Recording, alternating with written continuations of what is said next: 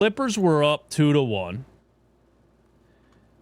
You know, everybody counted out the Denver Nuggets. Even Denver Nuggets fans constantly, continuously tell me, hey, man, I don't know why you picked Denver. We don't have enough. Our roster is trash. We're done for. We're not going to win this. Y'all, listen, and I understand that Denver Nuggets fans watch Denver Nuggets games much more intently than I do. And so you're making the same mistake that sometimes I make with my own teams. You're too close to the forest to see the trees. You know what I mean? Or you see a team that has, you know, Jamal Murray injuries and some players go out, and you see a team that has issues, and so you just think they're completely done, they're nothing. But Jamal Murray comes back and plays like he played before in the playoffs a couple years ago, because then, you know, the torn ACL and did he tear his other ACL? I don't remember. He had a bunch of injuries, but the 2020 playoffs, Jamal Murray had back-to-back 51-point games to help the Denver Nuggets get to the NBA Finals and win that championship in 2020. People wrote it off because it was the bubble or whatever. But I just can't write off a guy who's done something like that and then had major injury after major injury and then came back this year and you know, a lot of times throughout the season didn't look like that level of Jamal Murray. Last night, Jamal Murray was nothing short of a superstar. And that's what Nikola Jokic needs. Nikola Jokic did not have a good game scoring-wise last night. He was 30% from the field, 4 for 13, 1 for 4 from 3. 13, 10, and 12 for Nikola Jokic. He was a plus 18. But yeah, Denver's not going to get it done if Nikola Jokic doesn't have a running mate. Because he's not a score-first kind of player, even though last game he picked up the scoring side and gave you 30-some.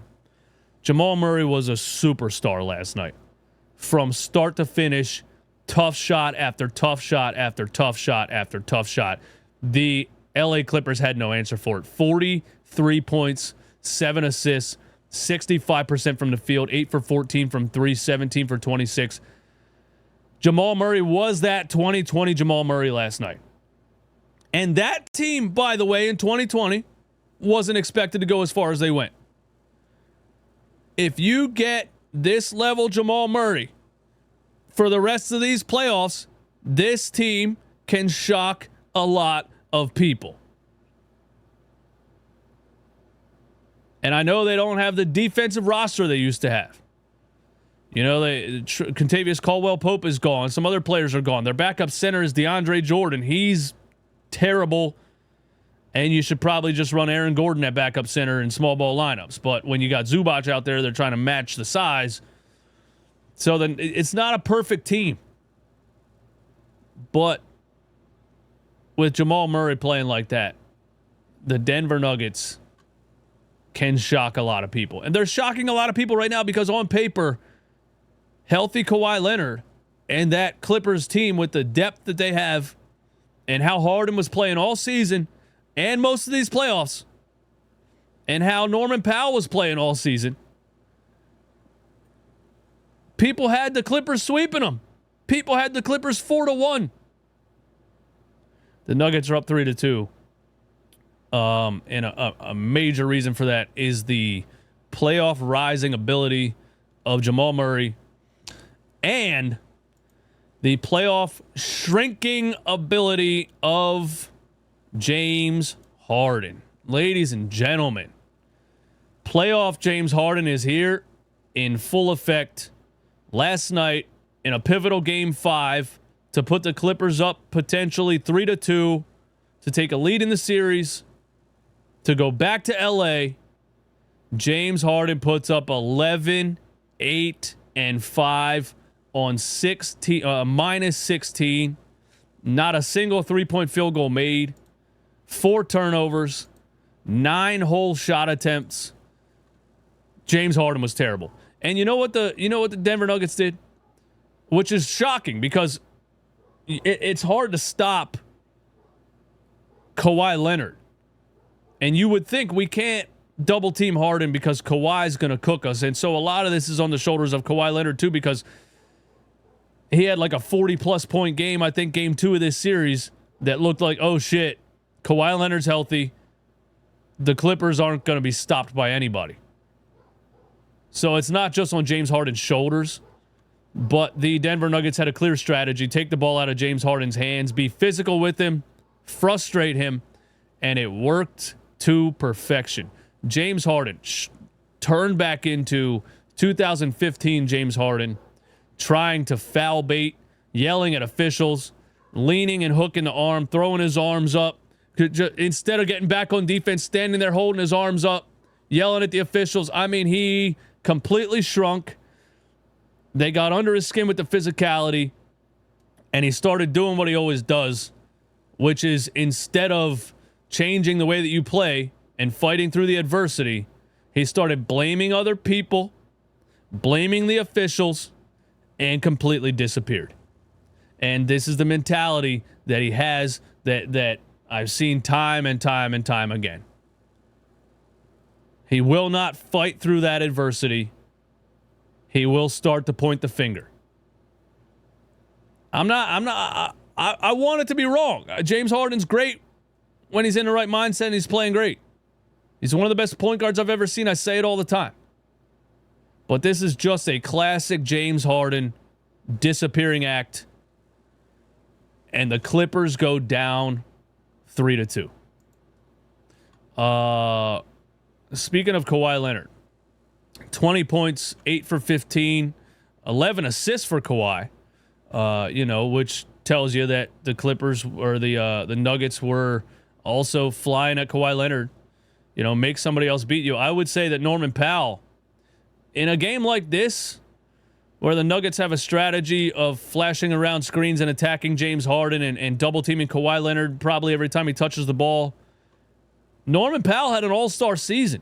This is supposed to be the guy that gives you 25 when the defense is honed in on Harden and Kawhi, and Norman Powell didn't do that either. I'm not saying the Nuggets go on to win this series. I'm not saying things can't be completely different next game. I think the Clippers have a great coach who is actually good at adjusting and making changes. And they're going to look at the film and they're going to, make an adjustment to try to come back and make it 3-3. I think James Harden needs to change the way that he plays the game a little bit if they want that to happen. And I think Denver just needs to continue with exactly what they were doing. And the Nuggets can take this series. We'll see what happens. But, man, I don't want to be right.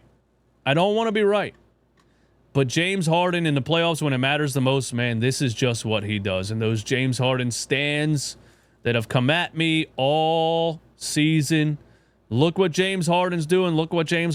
There's someone specifically on my Twitter page who is in my DMs every day sending me James Harden love letters. It's unbelievable. Sends me, look at this James Harden play. James Harden 25, 10, and 10. James Harden this, James Harden that. The dude one time sent me a clip of the Clippers owner wearing James Harden's shoes, bro. What are you sending me, dude?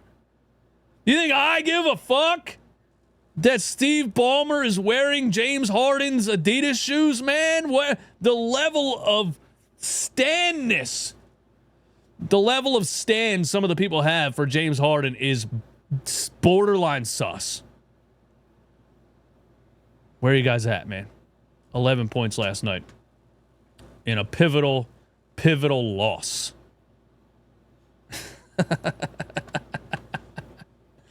CJ, what's up, man? Thanks for the love, man.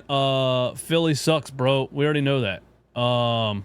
He got that podcast piece stat line. Harden has been a 0 for 2 games. We'll see if he changes the way that we feel in Game 6. Jamal Murray is going Super Saiyan, man.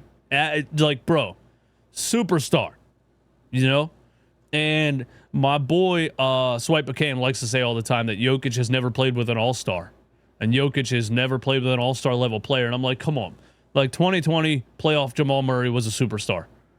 He wasn't voted an all-star during the regular season, but you can't tell me that wasn't an all-star player. And this is also an all-star player. And his level of confidence, man. It's like it comes out of nowhere, and he just starts cooking. He just starts making some of the most ridiculous shots and talking trash, and just it's so much fun to watch. I am yeah, man, dude. I hope for Jamal Murray's sake, because again, back-to-back 51-point games in the Western Conference Finals in 2020, and then he suffers those huge season-ending injuries. You know, you got to be happy for a guy like Jamal Murray, because he could have been a multi-time All-Star in the NBA if it weren't for those injuries. So it's really nice to see him fight back, and you know, a lot of times on ACL and stuff, it takes you a couple of years to get back into the groove and feel like yourself. And what, 3 or 4 years after his last ACL injury, he's doing this in the playoffs. So happy for Jamal Murray. And I would love to see him do this again in a couple of days to put the Clippers away. I would love to see it. It would be hilarious if the Knicks lose in a Game 7 at the Garden. It would be unbelievable. Warriors-Celtics rematch. I don't know. So the Western Conference is wild, man, because, you know, people had picked the Clippers. I picked the Nuggets. Nobody thinks the Nuggets are going to the NBA Finals yet, unless Jamal Murray continues to play like this and they continue to play defense the way they played it last night. Of course, people have OKC, but the Memphis Grizzlies don't really count, so OKC hasn't really played a playoff game yet. Houston was the number 2 seed in the West, and they look like they're about to lose to the Warriors. So the West is really up in the air. There's no real. I don't think OKC is as much of a juggernaut as people seem to think they are. I think if you get a team that can play some defense and slow down SGA, the Oklahoma City Thunder struggle to score. And they're a great defensive team. But I think they can lose a playoff series on some straight up 1980s defense ball where the score's like 97-95 type shit. And yeah, that Houston is choking like dogs, and there's no way for Houston to really turn it around unless Jalen Green decides to come out of it again. Jalen Green has, in his last 7 games, he has scored more than 7 points. He scored more than 9 points one time in his last 7 games, and that was a 38-point performance. And really, Houston lacks that number 1 superstar type of player. It's definitely not Jalen Green, not yet, at least at 23 years old. I don't know if he has the mentality to ever be that guy. Jalen Green might end up being a 3rd, 4th option on a good team, or Jalen Green maybe is Jordan Poole 2.0. That's a good comparison, I think. I think Jalen Green is Jordan Poole. Maybe Jalen Green ends up in Washington for 10 years. But anyway, yeah, for the Houston Rockets to come out of it, what else do they have offensively? You're not going to get a 40-piece from Van Vliet. Şengün's not really the kind of guy that's going to lead you offensively. Maybe he does. They really need Jalen Green to give him a couple of 35-point games, and he gave him 38 a couple of games ago, but I don't see that happening consistently enough for Houston to come back.